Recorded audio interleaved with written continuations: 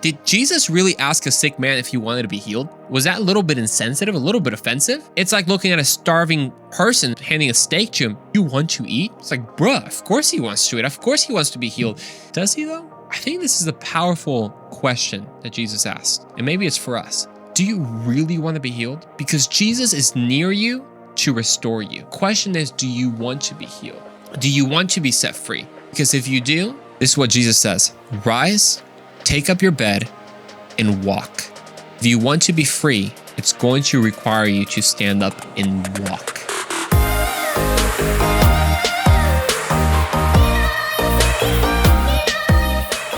Hello, welcome to another episode of the Andrew Roman Show. This is the 90th episode. My name is William Lane Bradford, which I actually think is like a real character. Anyways, back, sorry, I got out of character. Let's go back. My name is William Lane Bradford, and today we celebrate 90 episodes of the Andrew Roman Show. I have the honor of doing the entire episode this time, as Andrew will be taking the break. And I'm just kidding. It will be way too tiresome to do this whole accent the whole entire time. Welcome back to the show, folks. My name is Andrew. I'm so glad that you tuned in. Guys, can you believe it? It is 90 episodes. That's insane. Okay, maybe it's not. No, it is. Like, by all standards, it's crazy. Which means that you have 89 other episodes that you can enjoy after this. I mean, you can enjoy it throughout the week. We talk about everything, and I'm just pumped because you're allowing me to do this. If you weren't listening, I would not be doing this. So I'm super appreciative of your support.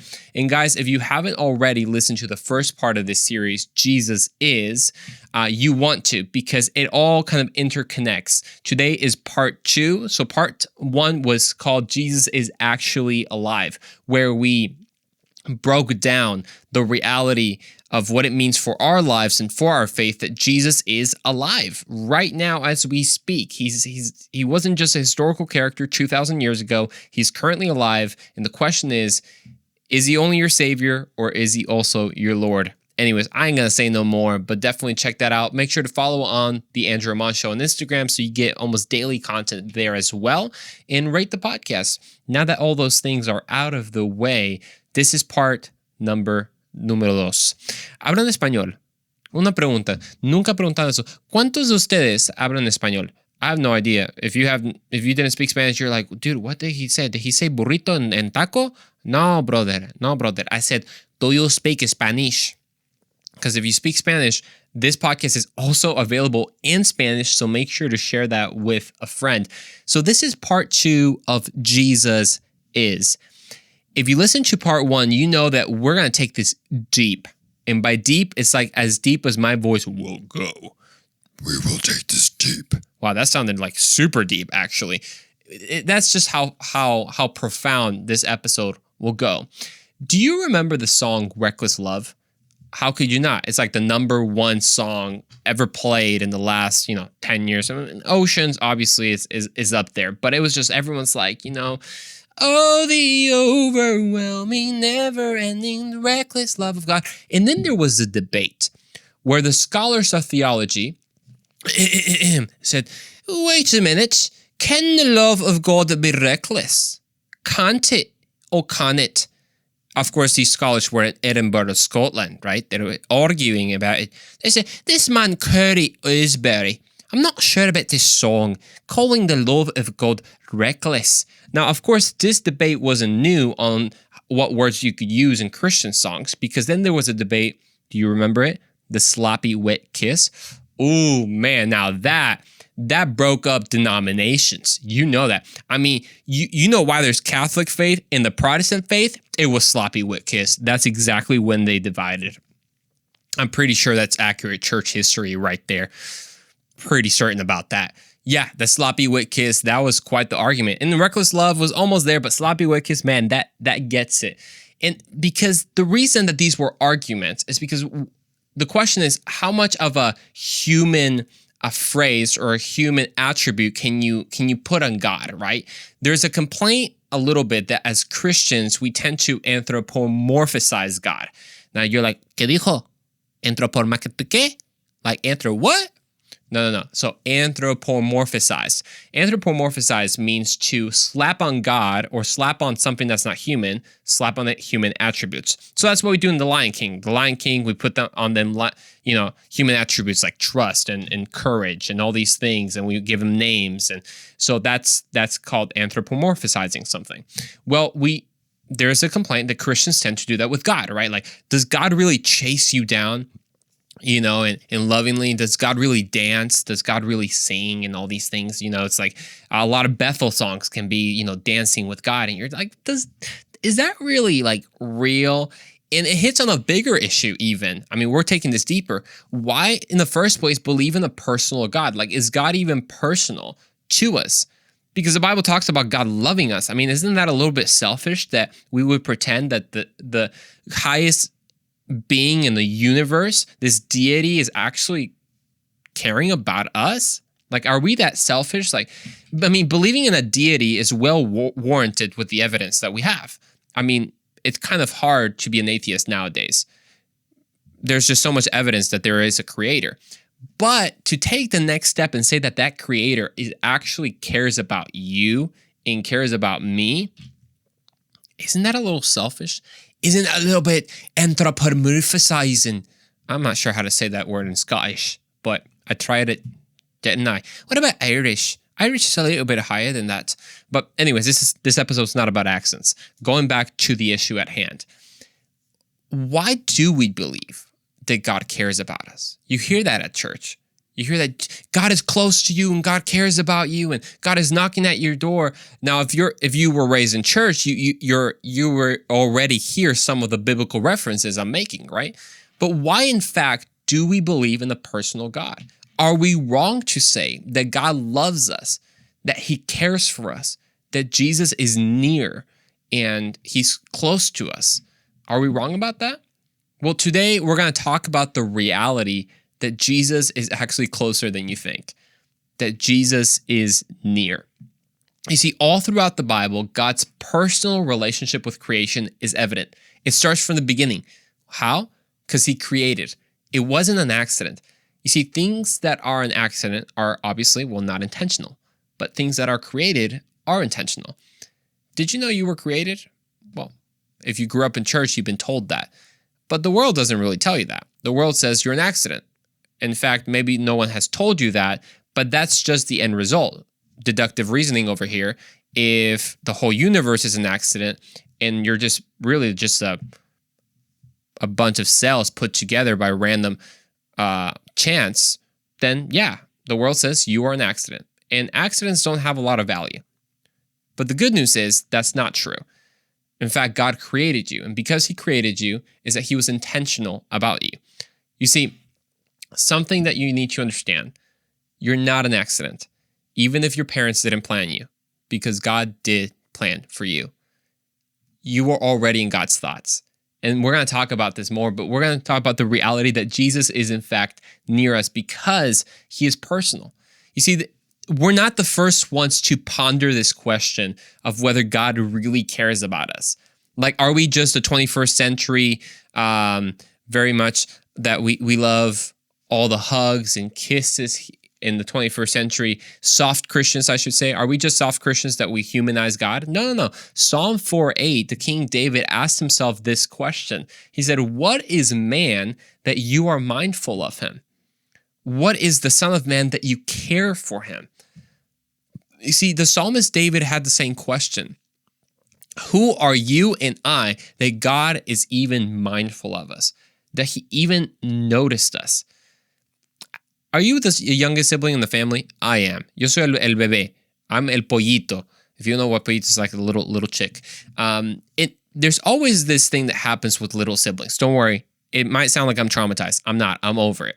But growing up, every time you try to play with like your older siblings as friends, you were always kind of like the extra, right? In Mexico, we have a phrase called chocolate. So let's just say, have you played las traes? Las traes is like tag. You play tag and your older brothers are playing with their best friends and you kind of want to join in, right? You're the little brother, is so cool to play with the older friends and all that. So you're like, hey. Let me do my little kid voice. Can I play? And of course, what happens? Siblings are like, oh my gosh, this kid wants to play. Ugh, fine. And, and then mom says, Josiah, Chris, let Andrew play. So, okay, fine. But then there's the phrase, Andrew's chocolate. So chocolate means at the end of the day, he doesn't really count. Let's not pay attention to him. If he tags you, don't worry about it. Just ignore it. Let's just pretend that he plays. We're not really going to be very mindful of him, period. That's kind of what happens when you're a little brother. Believe me, I've had therapy about this. I'm okay. I promise. I'm okay. Back to God. God is mindful of us, even when maybe other people are not. You see, for God, you're not chocolate. You actually count. God has had you in his thoughts for a very long time. In fact, since the beginning of time, he's had you in his thoughts. Psalm 34, 15 through 18 takes this even deeper. It says, the eyes of the Lord are towards the righteous, and his ears towards their cry. The face of the Lord is against those who do evil, to cut off the memory of them on earth. When the righteous cries for help, the Lord hears and delivers them out of their troubles. Then listen to this. The Lord is near. Remember, this whole episode is called Jesus is Near. The Lord is near to the brokenhearted and saves the crushed in spirit. Why? Why care? Why does God care about you? Why does God care about me? Some things we may never understand. That doesn't mean you can't receive it and live in it. There's a million things I don't understand about the world and how it works. I still live in it. We might not fully understand why God does love us. It's kind of overwhelming, but kind of the point as well. If we knew everything, we would be God. You see, there's this moment in John chapter 1 when Jesus is starting his ministry and he's choosing his disciples. And he has already called Philip. Now, Philip goes and calls Nathanael. Nathanael comes over to Jesus, and he's a little skeptical because Philip is like, yo, check out the Messiah. He came from Nazareth. And Nathanael's like, bruh, from Nazareth? Ain't nothing coming from Nazareth. Like, it was just one of those towns that, there's a tumbleweed. Just that's about all that happens in Nazareth. So Nathanael comes over to Jesus, and Jesus says, oh, look at this man, that there's, a man full of integrity, a true son of Israel. And Nathanael kind of goes like, whoa, wait a minute. How do you know me? This is verse 48. How do you know me? Nathanael asked. Then Jesus answered, I saw you while you were still under the fig tree before Philip called you. Jesus is near. You see, before you even thought about Jesus and were aware of his presence, he was already thinking about you. Before your invitation, in your situation, he saw you. Before someone invited you to church, before you ever thought about repenting for your sins, before anyone invited you, in your situation, in your brokenness, in your addictions, in your repeated sins, and everything that you've been ashamed about, he saw you. That's powerful. You see, you've never actually been alone. You've never been unnoticed. You've never been overlooked. Because the only person that counts has always been looking. He's always been watching you, just waiting for you to come. He's always been near. You see, the moment you became aware of God is not the moment that God started thinking about you. You have been in his thoughts since the very beginning. In fact, you had to be. Because when God created you, he could only create you if he already knew what you would look like and everything about you. You can't create something you don't have, right? And God already had you as an abstract thought, and his intelligence is something just mind-boggling, but God knew you before you were even in your mother's womb. That's powerful. I want to stay on this for a little bit. I think that there's someone here listening or watching that you feel that you've been overlooked. You feel that life is passing you by, and at the end of the day, maybe you're not getting out of it what you thought, and you feel that people treat you as chocolate. Someone that, okay, you can participate, maybe doesn't count as much. But God says, even before you even stepped into my church, I saw you. He's seen those tears. He's seen the stress. He's seen the frustration. He has never overlooked you, ever. And there's something encouraging because we've all been a Nathanael at some point. And if you haven't accepted Jesus, then you might be in Nathaniel right now. And God says, I've seen you, now come to me, because Jesus is near. But we've all been in that situation. But we must also be a Philip. A Philip is one who goes for the Nathaniel, goes and says, look what Jesus did for me. Now come and see for yourself. Come and taste that God is good. This is powerful. I hope that you're not only a Nathaniel, but you will also be a Philip for someone. Because there's so many people thinking that God doesn't see them, that God doesn't notice, that God this or God that. But Jesus has always seen everybody, but he's still waiting for Philip to bring him Nathaniel. That's mind-boggling. That Jesus says, hey, I love everyone, but I still need a Philip. I love everyone, and I'm ready to save them. What does God say? That, and I believe in 2 Peter or 1 Peter, that God is patient for our sake because he wishes that no one would perish. Well, why are people perishing? Where are the Philips? This is convicting even to me. Am I a Philip to a Nathaniel? That's the question for you, and that's the question for me, because we have to understand that Jesus is near even when you don't feel it. See, we see Jesus constantly being near and being with sinners. Why though? Why would he be near people who are so imperfect? Well, so he could perfect them.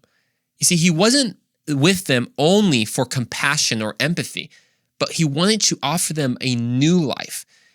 When he saved the woman caught in adultery, he didn't say, okay, I saved you, now continue in adultery. No, he said, I saved you, now go and sin no more. You see, a lot of us, we like the idea that Jesus is near for his empathy, for his hug, for his embrace. That's awesome. That's step one.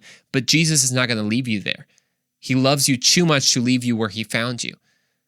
But a lot of us stay where we are. We say, oh, no one can judge me, right? Is that you? Thinking, well, at the end of the day, no one can judge you? There is a judge.